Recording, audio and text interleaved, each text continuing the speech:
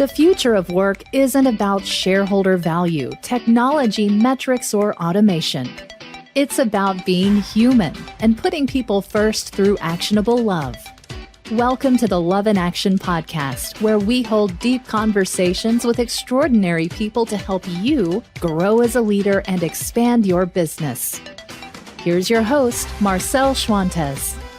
If you've ever had the privilege to work for a good leader, you've probably noticed that they have their people's best interests in mind.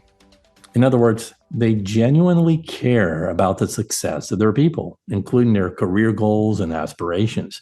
Now, it's counterintuitive for most bosses to naturally gravitate toward caring and serving the needs of others due to so many competing demands, so many pressures to meet deadlines and meet their own performance expectations. But as I've learned from the research, including having heard countless anecdotes from global leaders who come on this show, putting the focus and spotlight on the people that make your business go around is very good for your bottom line. All told, there are undeniable and specific caring traits exhibited by leaders that when those traits are spread across the organization, you're going to feel impact and you're going to experience results. The evidence is overwhelming. So I want to cover 3 attributes of the best leaders I have seen that are drastically missing in the majority of managers. By the way, these attributes that you will hear will be in my upcoming book that will be released next fall. So I'm giving you another sneak peek at the content that you're going to be reading in my book. So here's the first attribute. The best leaders I have found are role models for transparency. Now, transparency built over time is really the gateway to organizational trust. It's what will quell a toxic work culture where people are at odds. You know, the political climate may be heavy and personal egos are stifling team environments, right? So transparency eliminates all that and eliminates the likelihood of toxic behaviors like backstabbing, microaggressions, or vicious gossip. Essentially, transparency has always been and will always be about how teams work better together to get the best results. So in transparent work cultures, you can count on the guardians of the culture, those trusted team members and associates. It's not just the leaders that are the guardians of the culture, mind you, to watch out for things like politics or favoritism behind the scenes and squash such behaviors as soon as it happens. It's every team member's responsibility to guard the culture. So the work of transparency must first and foremost be modeled by leaders at all the levels to ensure that it's a cultural norm for getting work done in an open, collaborative, and respectful setting. So when people are not, pulling their weight, leaders must have the courage to pull the plug by being real with their own feelings first, followed by being radically honest with those who need critical feedback on their performance. That's transparency. The second attribute of the best leaders that I have found is that they don't neglect the power of one-on-one meetings.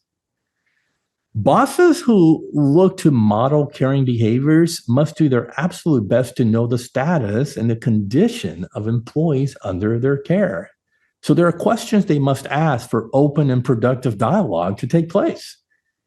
When they are curious enough to find out what's going on with their people and how their people feel about things, about decisions, about strategy, their team members will feel valued and give discretionary effort. And the best approach to make this happen hasn't changed at all over the years, even throughout the pandemic. But more and more people in management roles conducting work in now these digital environments, they're getting lazy and they're forgetting to meet through one-on-one conversations. The best leaders I have studied will spend sometimes up to half of their working hours meeting with their employees, not in useless strategy meetings or huddles that waste people's times, but in meetings where they check in with both line managers and frontline people to affirm them and let them know that they're there to help, to support them. So one-on-one meetings don't have to have an agenda. They're used mostly to find out how things are going and whether your people have questions or concerns about the business or a particular strategy in play. And then there are the questions most bosses never ask, which I recommend asking at the end of a one-on-one meeting. Here's two. Is there anything I can do to help you be better at your job?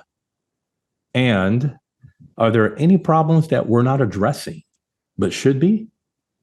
These two simple questions affirm the employee's value and voice and spawn great ideas for how to run the business together.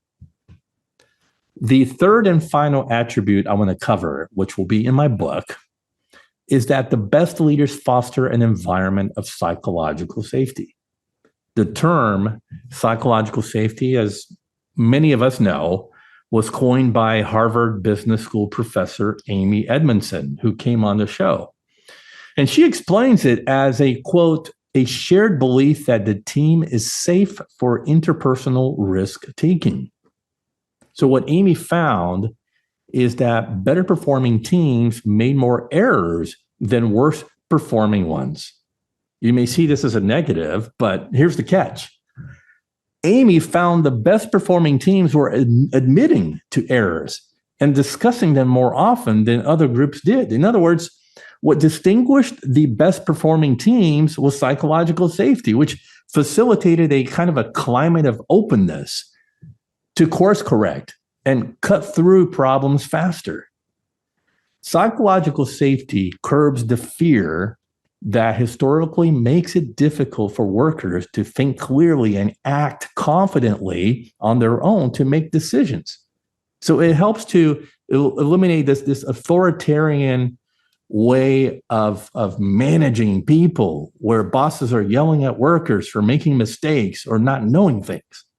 Psychological safety also allows employees committed to displaying cultural values like honesty and integrity to challenge the authority of those bosses who violate those same values.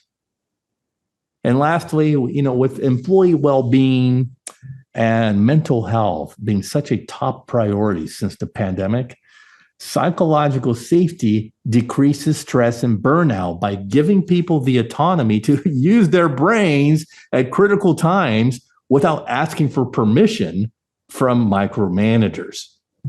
Well, that wraps it up, folks. I'm Marcel Schwantes, and my mission is to spread more humanity in the workplace.